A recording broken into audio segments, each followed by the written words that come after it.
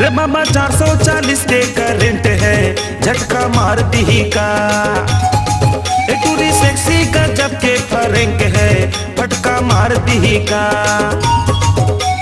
हंसा थे, मटका थे, रेंगा थे, झटका थे, आ आ आ। रे मामा 440 के करंट है, झटका मार दी का।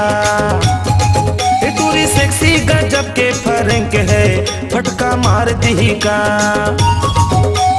हंसा थे, मटका थे, रेंगा थे, झटका थे, आ आ आ। रे बाबा 440 के करंट है, झटका मार दी का। ये टूरी सेक्सी गजब के फरेंक है, फटका मार दी का।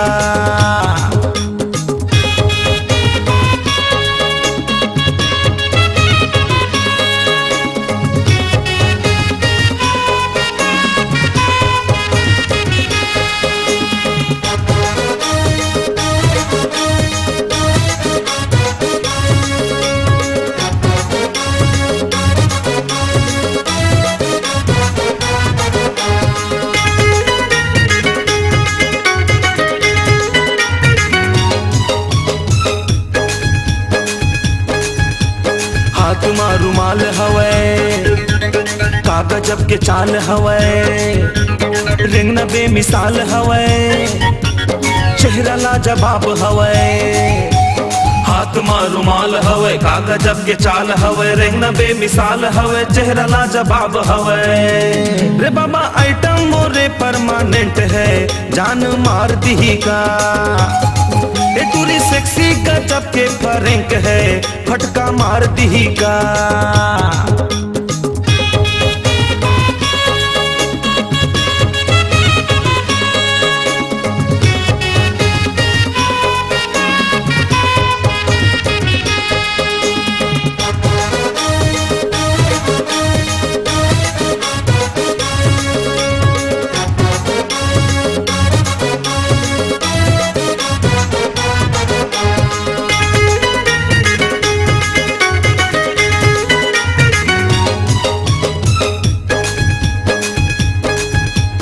हाथ मा मोबाइल हवै, कागजब स्टाइल हवै, डांस मा रवीना हवै, चले मा करीना हवै। हाथ मा मोबाइल हवै, कागजब स्टाइल हवै, डांस मा रवीना हवै, चले में करीना हवै। रे बाबा आइटम मोरे परमानेंट है, जान मार दी का। ये टूरी सेक्सी गजब के फरेंक है, फटका मार दी का। हंसा थे, मटका थे, रेंगा थे, झटका थे, आ आ आ। रे बाबा 440 के करंट है, झटका मार दी का। ये टूरी सेक्सी गजब के फरेंक है, फटका मार दी का। रे बाबा 440 के करंट है, झटका मार दी का। ये टूरी सेक्सी गजब के फरेंक है, फटका मार दी का।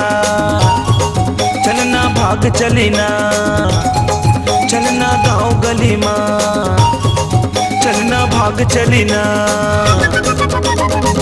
माँ कसम गजब का आइटम है यार।